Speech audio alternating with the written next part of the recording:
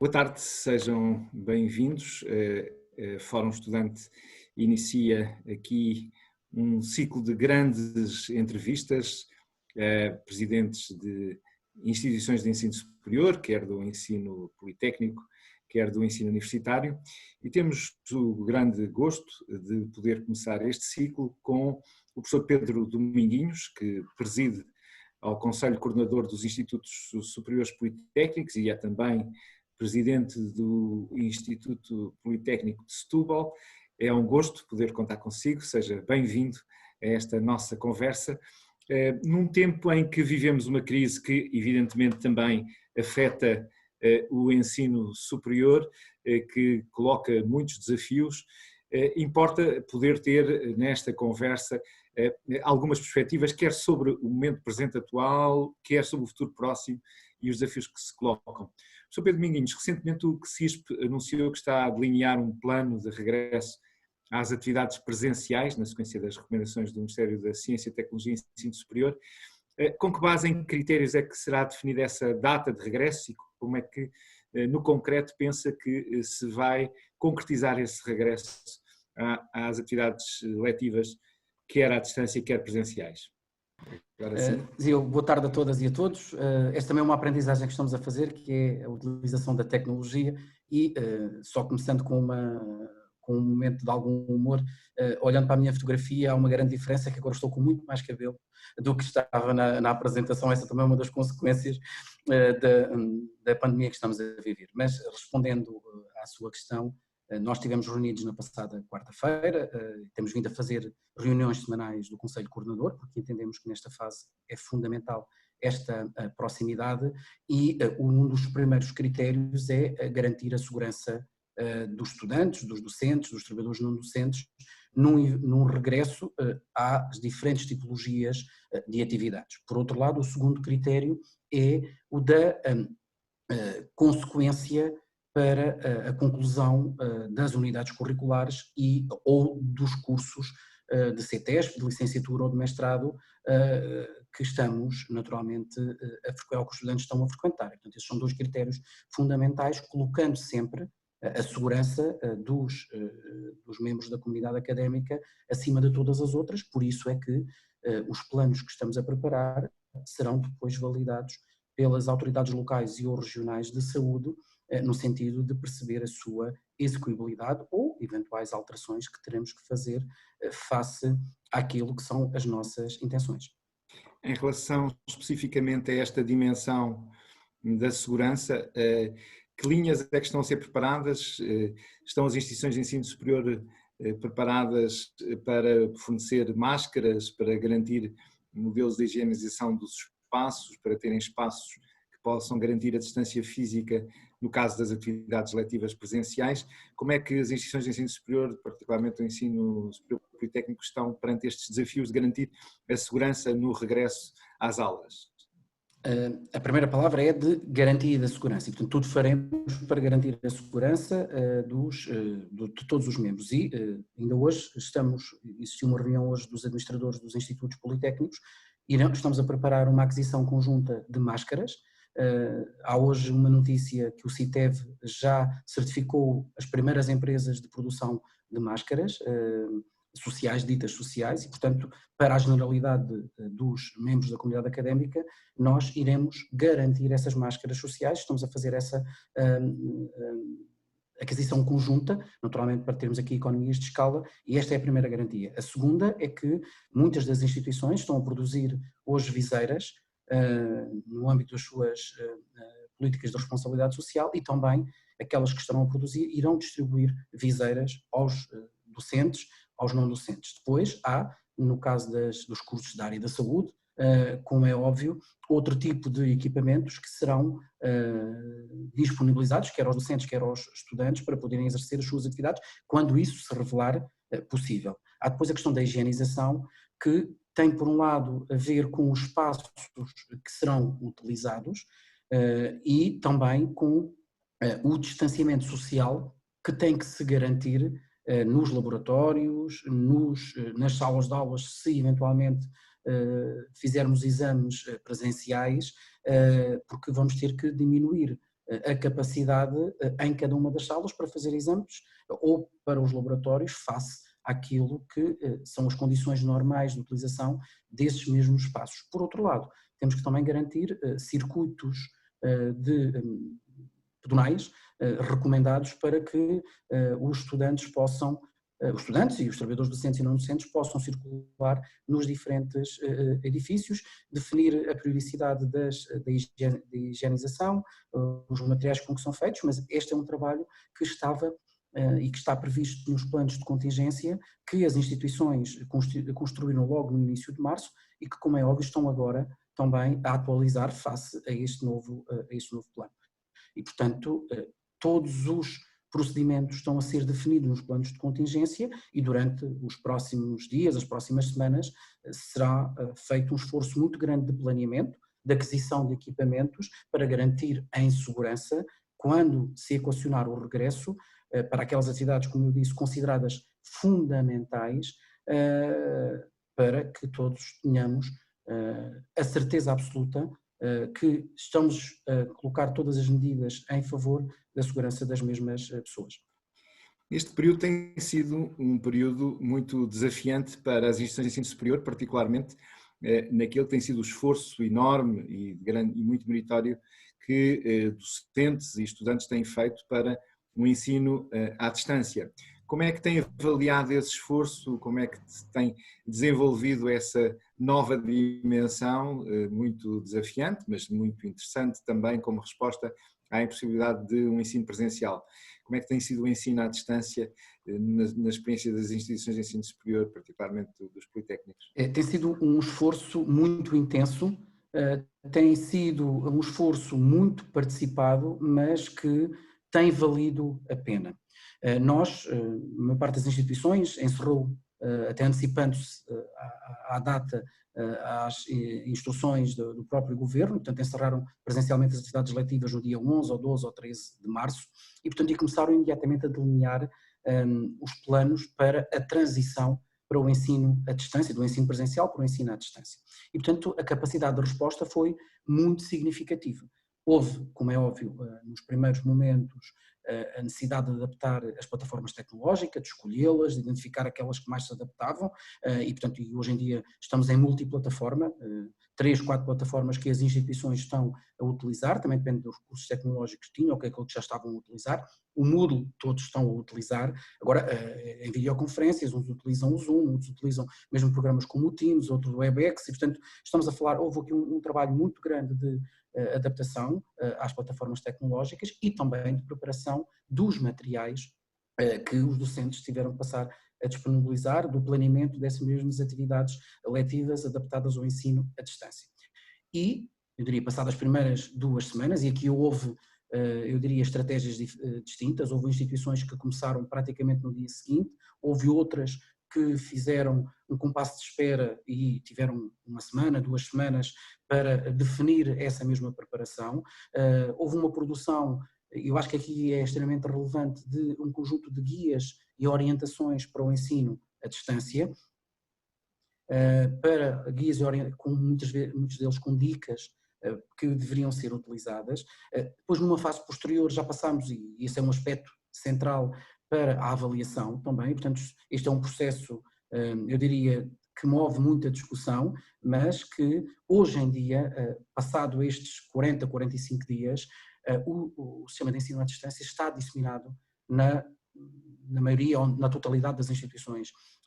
politécnicas, com exceção daquelas atividades, como os ensinos clínicos, os estágios, algumas aulas laboratoriais, onde manifestamente não é possível essa mesma adaptação. Portanto, a avaliação que nós fazemos é, face ao tempo, face à exigência,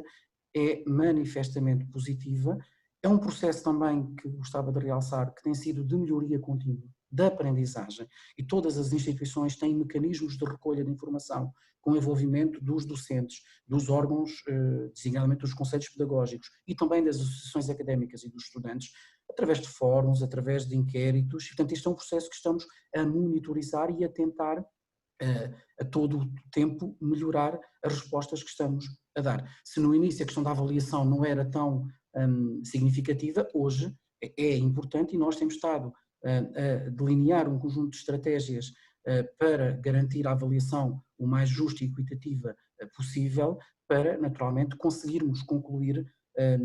a avaliação contínua nestes sistemas de ensino à distância. E isto é uma palavra que gostava de dar, é que a maior parte das instituições, na maioria das unidades curriculares e das escolas, irá conseguir concluir a avaliação contínua através do sistema de ensino à distância, ficando essas atividades que referi no início para quando existirem essas mesmas condições e quando os planos estiverem totalmente aprovados e delineados para esse mesmo regresso. Com efeito, o tema da avaliação é um dos temas da agenda dos estudantes de ensino superior nesta fase, não só no que diz respeito à avaliação contínua do ensino à distância, mas também qual vai ser o formato global dessa avaliação, e isso tem imensa importância na vida dos estudantes. O que é que se está a desenhar nesta altura para, tendencialmente, e podemos até falar no caso da sua instituição, do Politécnico de Setúbal, mas do que conhece de outros politécnicos, quanto à avaliação final? Vamos ficar só com a avaliação contínua? Haverá exames presenciais? Evidentemente variará por instituição, mas qual é a sua sensibilidade nesta altura quanto ao modelo de avaliação no final deste ano letivo nas diferentes unidades curriculares? O sistema de avaliação está a funcionar e, portanto, provavelmente a esta hora estão a existir testes em Moodle que alguma turma, em alguma unidade curricular, está a fazer. Ou então, algum grupo está a apresentar um trabalho que realizou, quer seja nas ciências sociais, quer seja na área da informática. Provavelmente, e isto acontece, alguns estudantes estão a desenvolver algum relatório de investigação, alguns estão a apresentar um póster para fazer. E, portanto, também como na atividade presencial, o ensino à distância, a diversificação,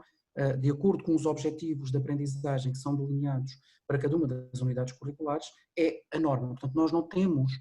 um modelo único, como no ensino presencial não existe um modelo único. E, portanto,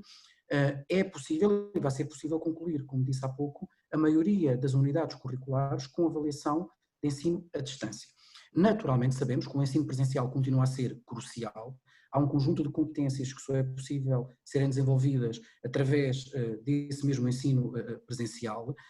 e, portanto, é natural que no caso dos laboratórios, e por exemplo, dou-lhe um exemplo, mesmo no caso dos laboratórios, nós temos tido um conjunto significativo de atividades desenvolvidas através de laboratórios virtuais, que era um trabalho que já estava a ser desenvolvido e que agora foi intensificado. E, portanto, esta combinação através de modelos de simulação que estão a ser desenvolvidos e, portanto, é possível encontrar medidas alternativas, têm que ser variadas. Quando estamos a falar de grandes grupos ou para exames presenciais para um número muito significativos, aqui é que naturalmente temos que ter outro tipo de cuidado, porque esta é uma questão que toda a gente coloca e muito bem, que é a questão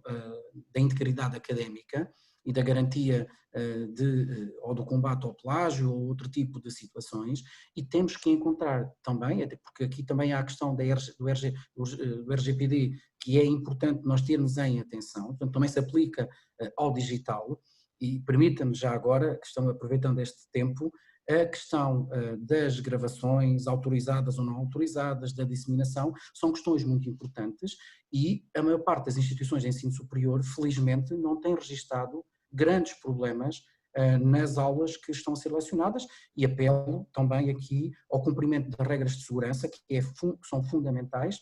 e, portanto, desse ponto de vista, os sistemas de avaliação estão a ser preparados, o CISP tem neste momento um grupo de trabalho que está a avaliar um conjunto de plataformas para a realização de testes ou de outro tipo de exames à distância, que irá produzir o relatório na próxima semana, concluir, no sentido de perceber se faz sentido ou não passarmos para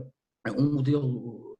global de aquisição conjunta, se fará ou não sentido, para além, por exemplo, do Moodle, que está a ser utilizado com uma grande, eu diria, robustez e, portanto, ou seja, há alunos que têm pouco tempo para responder a perguntas de escolha múltipla, há estudantes que têm que justificar as suas respostas, portanto, os sistemas de avaliação estão a funcionar. Se e quando existirem alguns exames presenciais na avaliação final, terá que ser de acordo com as regras de distanciamento social e, portanto, as instituições têm, ou que salas, temos que encontrar espaços para a realização dessas mesmas atividades. Existirão naturalmente alguns relatórios, apresentações de trabalhos, mas aqui a variedade e a diversidade, sobretudo, é fundamental para garantir esta avaliação e, dentro da autonomia científico-pedagógica dos docentes, encontrar-se-ão as soluções mais adequadas a cada uma das situações. Um outro desafio que as instituições de ensino superior tiveram que enfrentar neste tempo esteve na área social. Os serviços de ação social foram, obviamente, mobilizados para respostas novas, como as questões das entregas de refeições em regime de takeaway, encontrar outras soluções para apoio a necessidades específicas dos estudantes. Como é que tem sido a resposta ao nível social por parte dos politécnicos a estes desafios que a crise colocou? Como é que avalia, que aspectos quer destacar dessa resposta no apoio social aos estudantes por parte dos politécnicos? Nós, e aqui presto também a minha homenagem aos profissionais de saúde, que são considerados heróis, no sistema educativo também há heróis. São os docentes, são os estudantes e os serviços de ação social têm-se constituído como um elemento crucial na diminuição das, eu diria, dificuldades económicas e sociais que muitos estudantes enfrentam, porque tinham a retaguarda das instituições e, portanto, desse ponto de vista, foi e continua a ser essencial a capacidade que os serviços de ação social deram num tempo muito curto para responder a esses mesmos desafios. Em primeiro lugar, como referiu, a questão das refeições de takeaway, que na realidade hoje em dia não representam um número muito significativo na venda nas instituições, porque praticamente ninguém está nas instituições, mas nas residências são um elemento essencial. E, portanto, continuam a existir estudantes nas residências. Por exemplo, em Beja existem 200 estudantes nas residências, em Setúbal existem 100 estudantes nas residências, noutros 50, 60, 70, e, portanto, criar as regras, naturalmente, de confinamento também nas próprias residências, mas a questão das refeições takeaway são essenciais e, portanto, desse ponto de vista, continua a ser garantida com a entrega nas residências essas mesmas refeições. Por outro lado, estão a ser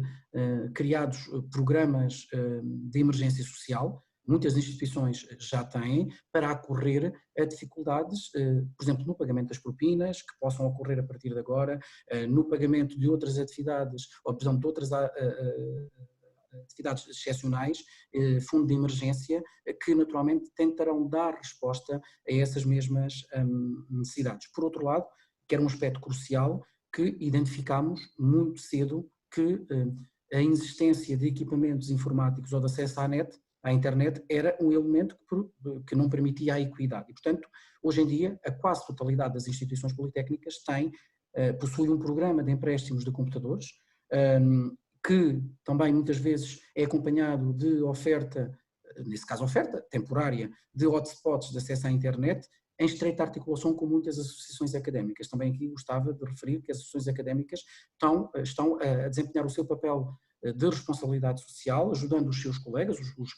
quem representam, que são os estudantes, também nesse mesmo apoio. E, portanto, há a entrega de compras, por exemplo, nas residências, para que os estudantes não tenham que se deslocar. Portanto, nós aqui temos tido a capacidade de nos adaptar a esta mesma realidade na defesa do direito à educação e na promoção da equidade entre os vários estudantes que frequentam as instituições. Este tema, aliás, da equidade seguramente está sempre presente e perguntam alguns dos nossos leitores, vai ser tido em conta nas dinâmicas de avaliação, obviamente, estas contingências que os estudantes são sujeitos, por exemplo, alguns deles com estas dificuldades que refere, mesmo na acessibilidade. Está a ser ponderado esse equilíbrio, essa justiça, esse sentido de equidade para este tempo. Já agora deixe-me sublinhar que estamos a transmitir em direto pelas redes sociais, e nomeadamente para o Facebook. Há vários das pessoas que estão a assistir que nos estão a colocar perguntas, já lá iremos, e quem quiser colocar perguntas pode colocá-las na caixa de comentários do Facebook, já lá iremos, eu tenho ainda algumas que lhe quero deixar, mas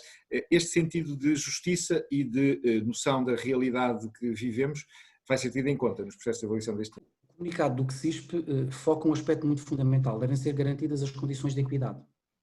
Deixe-me dar 1 ou 2 exemplos. Há estudantes neste momento nas ilhas que regressaram aos Açores ou à Madeira e que agora não podem regressar. Portanto, nós temos que encontrar soluções para responder. Imagine, se nós tivermos um exame presencial a ser realizado nas instituições e se essas pessoas, estas ou outras que são, imagine, que são doentes crónicas, que têm outro tipo, imagino que estão infectadas com o vírus, esse tipo de situações, temos que encontrar soluções que façam com que os estudantes não fiquem prejudicados por essa mesma contingência. E, portanto, e aquilo que eu gostaria de transmitir é o empenhamento das instituições, dos docentes, que encontraremos as soluções alternativas, como já encontramos no ensino presencial. Há naturalmente aqui, por exemplo, os estudantes com necessidades educativas especiais são aqui mais frágeis, portanto temos que encontrar aqui aspectos muito relevantes. Por isso é que o apoio dos docentes é essencial para nós conseguirmos garantir essa maior equidade. Ainda há pouco, na última questão, nós dilatámos o prazo de pagamento das propinas e, portanto, hoje em dia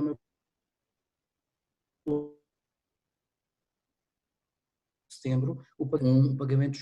E deixe-me fazer um apelo importante aos estudantes, que eventualmente nos possam estar a ouvir ou que tenham colegas, continua a existir um mecanismo no âmbito da ação social escolar. Portanto, se algum estudante, alguma da família, viu os seus rendimentos diminuídos, aqueles que já têm bolsa podem pedir a reapreciação, a reanálise dos seus processos, e aqueles que não tiveram bolsa, ou que não submeteram, podem agora, neste momento o prazo é até maio, mas pode eventualmente venha a ser dilatado, portanto podem e devem, junto da Direção-Geral do Ensino Superior, requerer, se entenderem que reúnem as condições para receber a bolsa. E, portanto, é também um processo de informação que é fundamental nós garantirmos. Continuam a existir os mecanismos de ação social, está a existir também um pagamento atempado dessas mesmas bolsas e é fundamental garantir esta capacidade de resposta do sistema, quer das instituições, quer da Direção-Geral do Ensino Superior e, portanto, é fundamental nós estarmos informados para podermos fazer uso dos recursos que temos. Já vamos falar do futuro próximo, mas como vem ainda a propósito desta realidade contemporânea, destes dias e destas semanas que vamos viver, várias das pessoas, dos estudantes e docentes que estão a acompanhar esta nossa conversa, perguntam-nos em particular em relação ao reingresso do ensino clínico em contexto hospitalar, pensando, por exemplo, as questões das escolas superiores de enfermagem. Já há alguma informação, alguma noção de se há possibilidade deste regresso acontecer e poder, ao fim e ao cabo, essa componente tão importante, já falámos há pouco, no ensino que tem uma dimensão prática, experimental, sem o qual é muito difícil, falou-nos das possibilidades de simuladores, mas provavelmente neste domínio do ensino da saúde é mais difícil. São questões que vários dos nossos estudantes e docentes que estão a acompanhar colocam. Há já alguma indicação em relação às áreas da saúde, do regresso O CSISP tem uma comissão especializada na área da saúde e que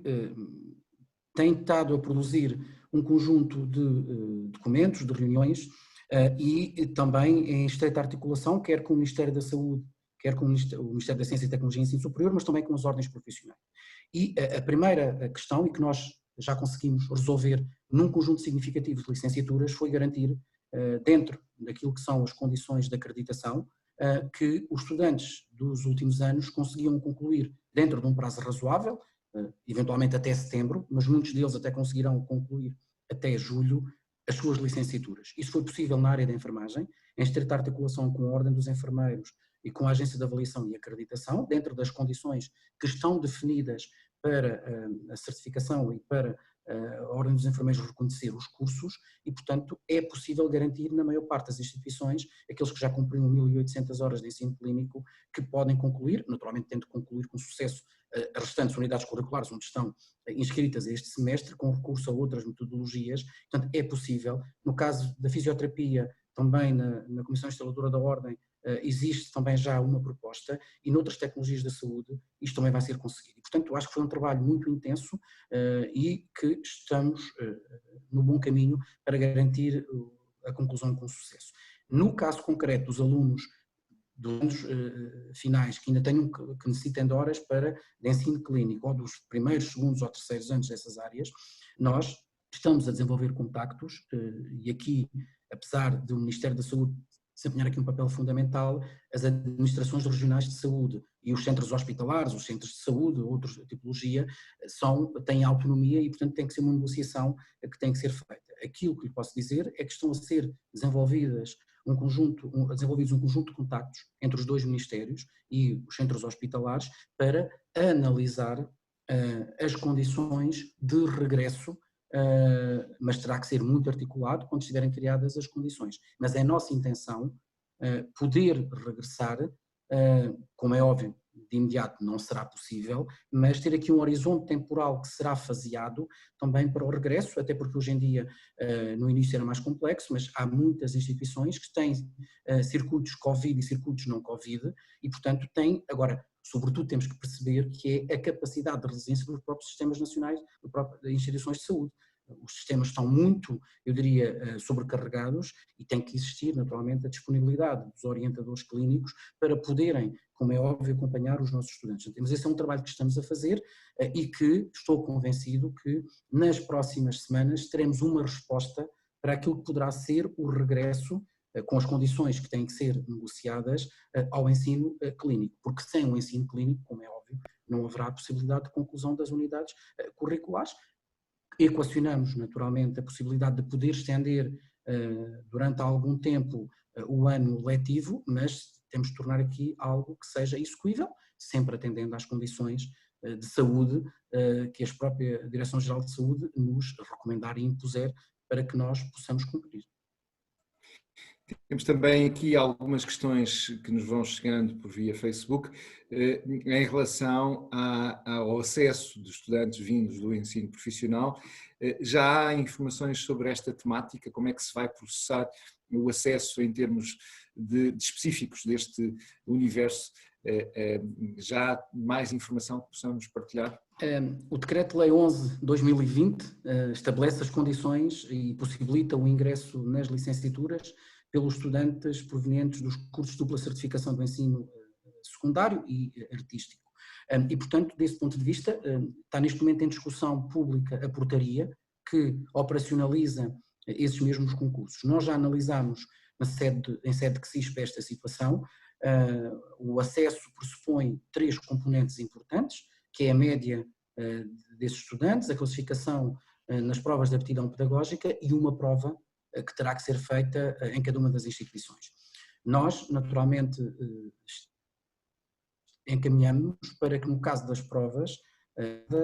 definitivamente, mas encaminhamos para provas regionais, ou seja, uma prova eventualmente no norte, uma prova no centro com as diferentes instituições e uma prova no sul, eventualmente com os Açores e a Madeira a poderem integrar um desses consórcios ou então fazendo nas suas localizações. E, portanto, isto significa o quê? Que o estudante, imagina um exemplo, que faça uma prova em Bragança, é reconhecido pelos politécnicos localizados a norte dessa mesma prova. Portanto, o estudante não tem que andar a fazer essas mesmas provas nos diferentes locais. E, portanto, estas provas,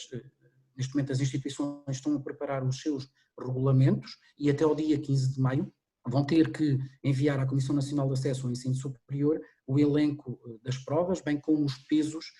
que, em princípio, será situado entre os 20% e os 30% para esta prova local de acesso. E, portanto, todas as instituições neste momento estão a trabalhar na elaboração dos seus regulamentos, que depois terão que ser colocados à discussão pública, de acordo com aquilo que são as regras do Código de Procedimento Administrativo em vigor, mas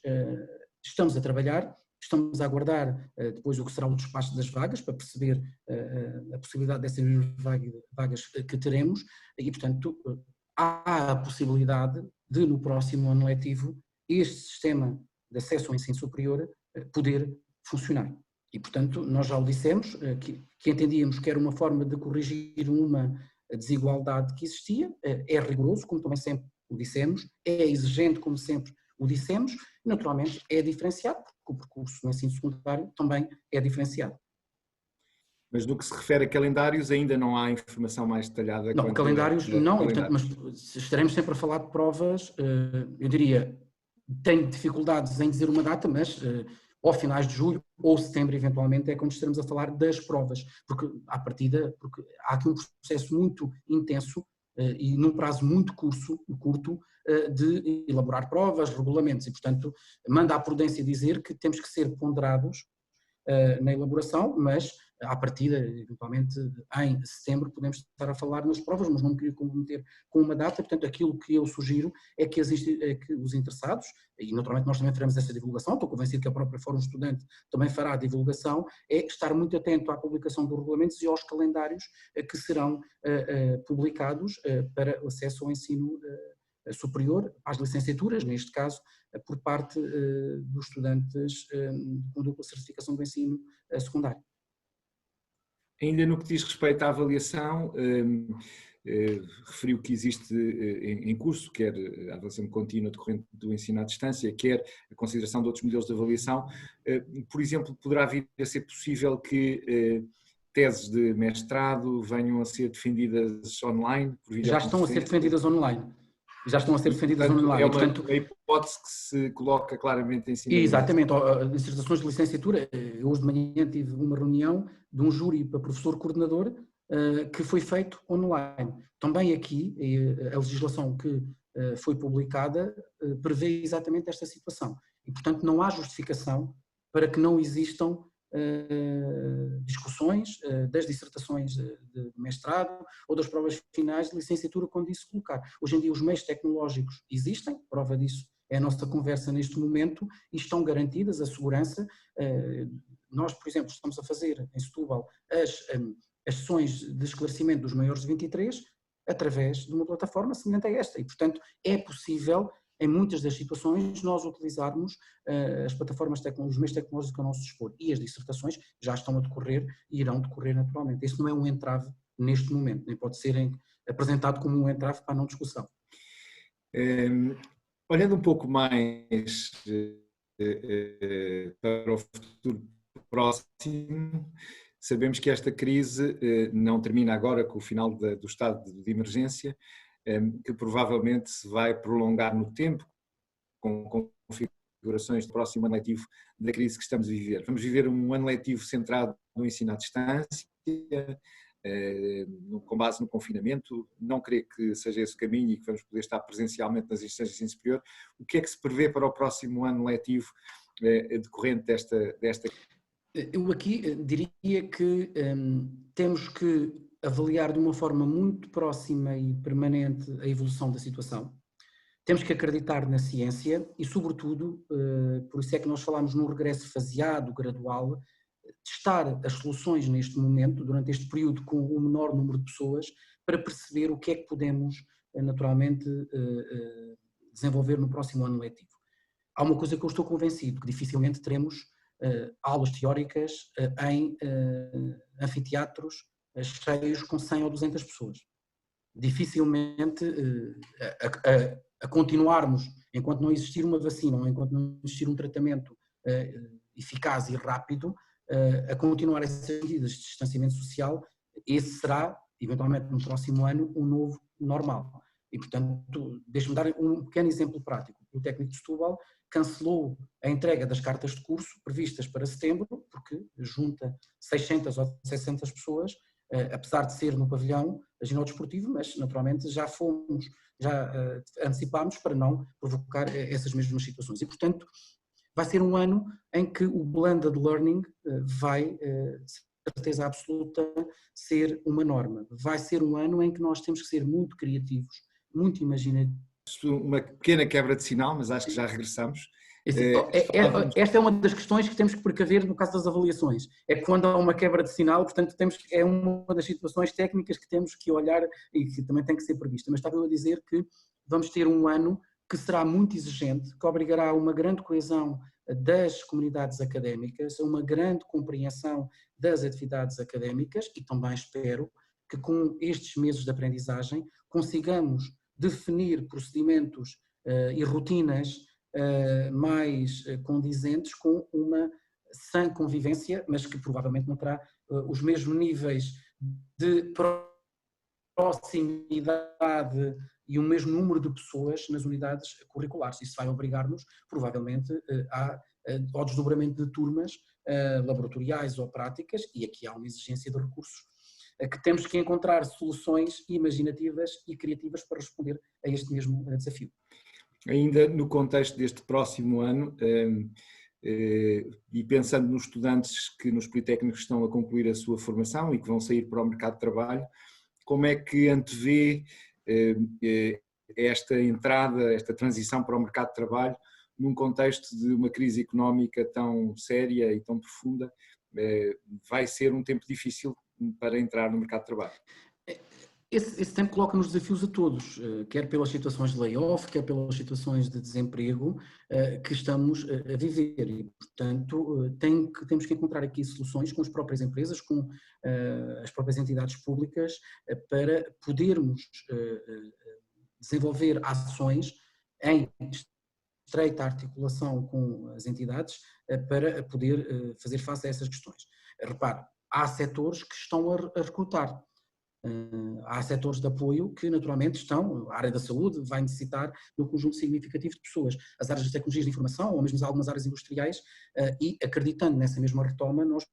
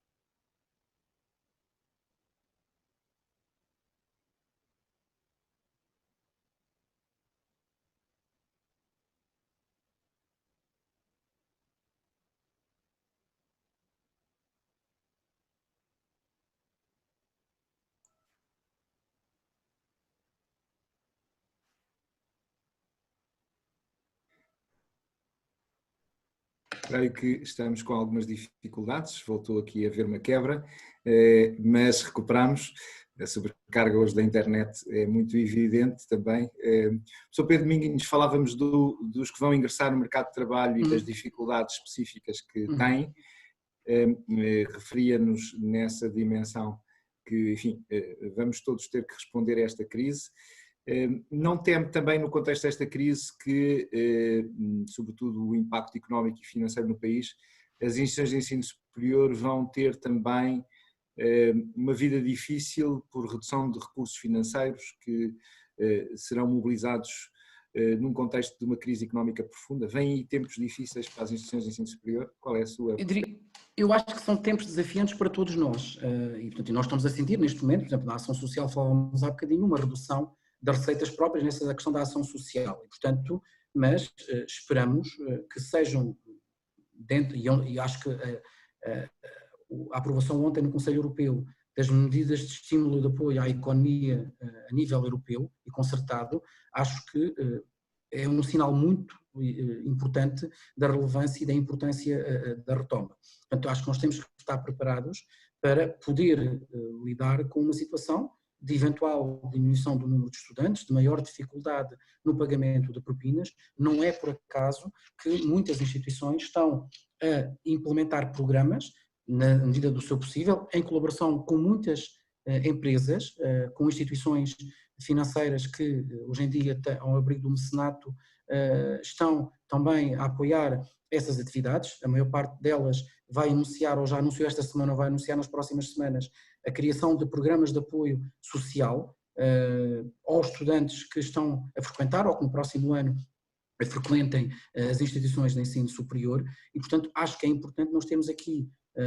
a noção de que a aposta na ciência, no ensino superior, na educação é crucial, até porque se houve setor para além da saúde que deu uma resposta cabal, foi o sistema de ensino superior. Neste momento está a decorrer uma reunião sobre testes que estão a ser feitos nos lares, onde as instituições de ensino superior deram uma resposta cabal. Ou seja, os programas de responsabilidade social que as instituições de ensino superior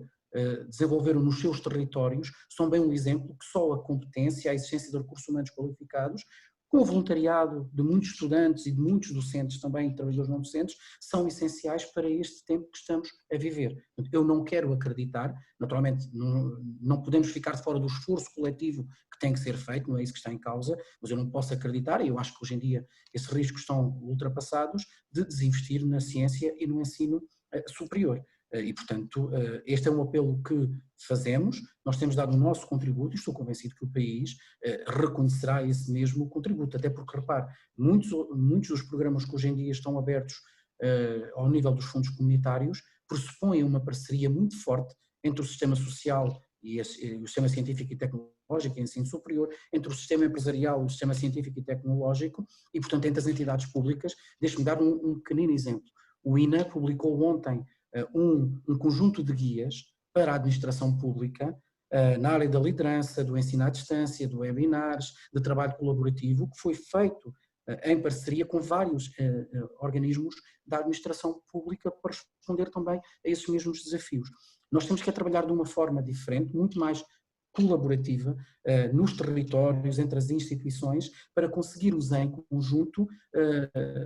alcançar esses mesmos objetivos. E este tempo também demonstrou que o trabalho em rede, e aqui a Fórum Estudante tem sido um exemplo pioneiro naquilo que é a capacidade de articular vontades, de conseguir objetivos comuns, são essenciais para que nós consigamos dar resposta aos desafios que são colocados em cada uma das instituições, em cada uma dos locais, em cada um dos territórios. E, portanto, esta solidariedade, este trabalho em rede, são duas lições muito importantes que estes tempos nos estão a mostrar e que estou convencido que farão, eu diria, prática da nossa atuação a partir de agora e não apenas só pós-Covid. Para encerrar esta nossa conversa, e porque com o Fórum Estudante a tónica é sempre de esperança, como responsável do Conselho Coordenador dos Institutos Superiores Politécnicos e pensando nos milhares e milhares de estudantes que nesta altura frequentam o ensino superior, em particular o ensino politécnico, que mensagem de esperança, que olhar para o futuro aqui quer deixar, porque seguramente a crise não será a última palavra e teremos que ser capazes de construir juntos um futuro onde possamos prosseguir uma rota de desenvolvimento sustentável para o nosso país. A sua palavra para encerrar esta nossa conversa, em especial pensando nos estudantes, tantos deles nesta altura vivendo uma angústia, uma inquietação quanto ao seu futuro. As suas palavras. A palavra que gostava de deixar aos estudantes, a primeira é de agradecimento pela sua resiliência, pela capacidade que têm demonstrado em se adaptar a esta nova realidade. Têm sido inexcedíveis na cooperação que têm demonstrado no seu processo de ensino-aprendizagem. Uma segunda mensagem é que estamos a fazer tudo com os nossos recursos para garantir a equidade e para garantir que um regresso, quando ocorrer, será feito sempre em condições de segurança. Nós não colocaremos em risco a saúde dos trabalhadores, a saúde dos funcionários e a saúde dos estudantes. Mas isso implica também que cada um de nós, na nossa atuação individual e diária, tenha comportamentos responsáveis para não colocar também os outros em risco. A terceira e última palavra que gostava de dar é de que estudar compensa. Este é o pior momento para nós desanimarmos. É fundamental nós continuarmos a apostar na nossa educação e nós temos tido inúmeros exemplos de voluntariado realizado pelos estudantes nas suas terras, nos seus locais, de projetos online e, portanto, significa que verdadeiramente estamos a formar não apenas pessoas para o mercado de trabalho, mas seres humanos melhores, solidários, assentes em valores humanistas e que a educação aqui representa um papel essencial naquilo que consigamos acrescentar à sociedade. Portanto, que estes tempos de dificuldade sejam sobretudo também de aprendizagem, de resiliência, para que nós consigamos sair mais fortes e construir um mundo melhor e que não incorra nos mesmos erros e assente-se em valores de solidariedade, de humanismo e de cooperação. Obrigado, agradecer-lhe na sua pessoa a todo o sistema de ensino superior politécnico a resposta que foi capaz de dar. Ainda hoje a Ministra da Solidariedade sublinhava isso mesmo, aquilo que tem sido a resposta das instituições de ensino superior, quer à questão dos testes, quer ao voluntariado, portanto agradecer-lhe isso mesmo. A Fórum Estudante também fará parte dessa construção de um futuro comum, que seguramente será difícil, mas não deixará de trazer outras oportunidades e outros desafios. Continuaremos estas grandes entrevistas na próxima terça-feira, dia 28, às 5 da tarde, com o Secretário de Estado do Ensino Superior, o professor Sobrinho Teixeira, para nos trazer aqui também mais informação sobre o acesso ao ensino superior, os desafios que se colocam, neste caso, na perspectiva do Governo, para o ensino superior. Professor Pedro Minguinhos, bem-aja, muito obrigado por ter estado connosco. Obrigado, a todos que nos acompanharam, um bom resto de tarde. Ok, obrigado.